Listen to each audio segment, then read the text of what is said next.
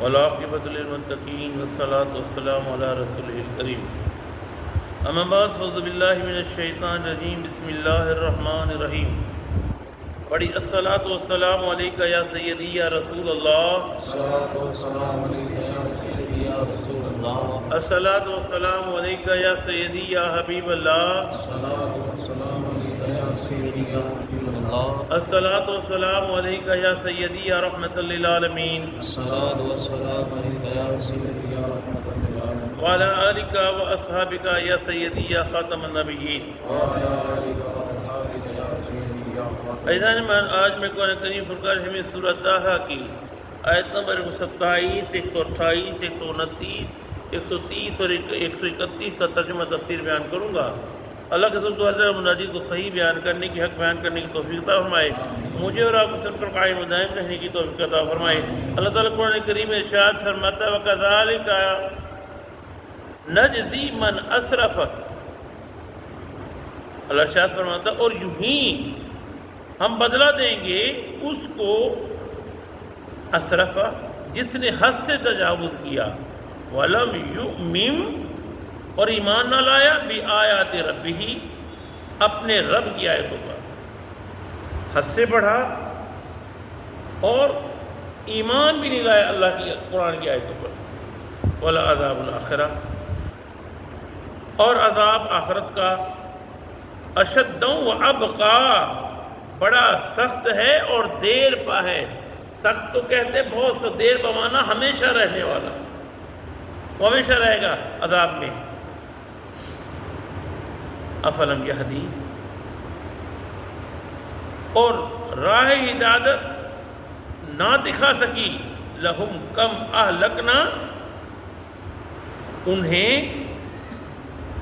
کہ کتنی جن قومیں تھی اہلکنا جنہیں ہم نے ہلاک کیا،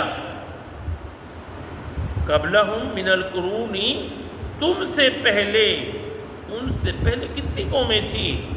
مکے مشرکین مکہ کو خطاب ہو رہا ہے، اے حبیب ان سے پوچھو ان سے پہلے کتنی قومیں تھی جو مکے میں رہتی تھی؟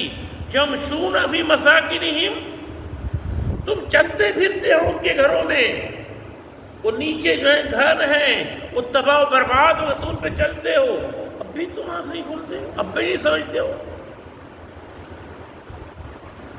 ان فی ذالک بے شک اس میں لآیات لأولی النہی نشانیاں ہیں عقل والوں کے لیے، کہتے ہیں عقل والوں کے لیے اشارہ کافی ہے، تم سوچو سمجھو جس پر تم رہتے ہو اس سے پہلے دوسرے لوگ بستے تھے، وہ ختم ہو گئے تم بھی چلے جاؤ۔ ولولا کلمہ اگر ان کے متعلق نہ ہو چکا ہوتا فیصلہ سبقت پہلے میں رب کا آپ کے رب کا لکان لزام وعجل مسمى تو ان پر عذاب نازل ہو جاتا، اجل اور ایک وقت مسمى مقرر وقت ہے عذاب کا۔ فاصبر اے حبیب صبر کیجیے، علی ما یقولون باتوں کا، یہ جو باتیں کرتے ہیں ان کی باتوں کا صبر کیجیے۔ کوئی آپ کو مجنون کہتا ہے، کوئی آپ کو کاذب کہتا ہے، کوئی کچھ کہتا ہے، صبر کیجیے، آپ صبر کیجیے۔ وسبح اور پاکی بیان کیجیے، بحمدی حمد کے ساتھ اللہ کی، رب کا اپنے رب کی، قبل طلوع الشمس یعنی سورج نکلنے سے پہلے۔ اب سننا، سورج نکلنے سے پہلے، سورج نکلنے کون سی نماز پڑھتے ہیں ہم؟ فجر کی نماز۔ باقی بیان کیجئے حبیب طلوع الشمس فجر کی نماز، وقبل غروبها اور پہلے سورج غروب ہونے سے، کون سی نماز ہے؟ عصر کی۔ دو نمازوں کا ذکر آ گیا، فجر کا اور عصر کا قرآن کریم میں۔ وَسَبِّحْ بِحَمْدِ رَبِّكَ قَبْلَ طُلُوعِ الشَّمْسِ وَقَبْلَ غُرُوبِهَا۔ آگے فرمایا وَمِنْ آنَاءِ اللَّيْلِ اور رات کے لمحوں میں، رات کے لمحے کون سے ہیں؟ فسبح، یعنی رات کے لمحے کون سے؟ مغرب اور عشاء، مغرب اور عشاء۔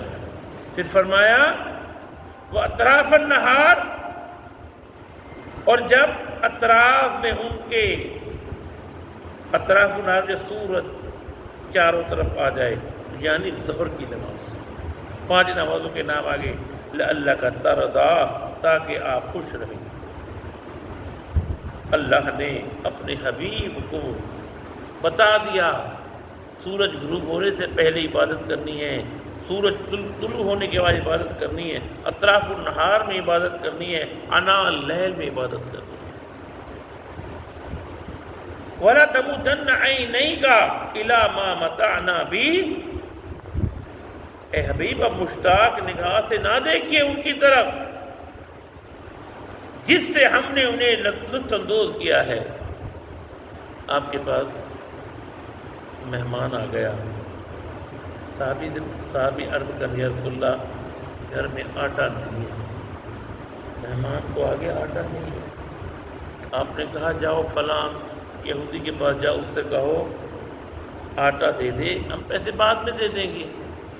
گیا صحابی، کہا کہ نہیں کوئی چیز لے کے آؤ، رہن کے لیے کوئی چیز لے کے آؤ، ضمانت کے لیے کوئی چیز لے کے آؤ۔ تو میرے آقا نے اپنی زرہ جو تھی وہ بھیج، وہ زرہ لے کر گیا۔ تو قرآن میں اللہ نے نازل کر دیا وَلَا تَمُودَنَّكَ عَيْنَيْكَ إِلَىٰ مَا مَتَعْنَا بِهِ، آپ ان کو مشتاق نگاہ سے نہ دیکھیں ان کی طرف جن سے یہ لطف اندوز ہو رہے ہیں۔ پر کیا؟ ازواج منہم زہرت حیات الدنیا، چند گروہ کو ان کے کہا کہ یہ زیب و زینت ہے دنیا کی زندگی کی۔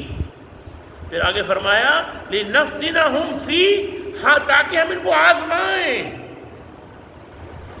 کوئی یہ سمجھتا ہو کہ میرے پاس دولت ہے، مال ہے، یہ ہے، عطا تو ہے، پر لِنَفْتِنَهُمْ فِيهِ، آزمائش ہے اللہ کی، یہ اللہ کی طرف سے امتحان ہے۔ وَرِزْقُ رَبِّكَ خَيْرٌ وَأَبْقَىٰ، آپ کے رب کی طرف سے بہتر اور ہمیشہ رہنے والا ہے۔ اللہ ہم کی توفیق عطا فرمائے۔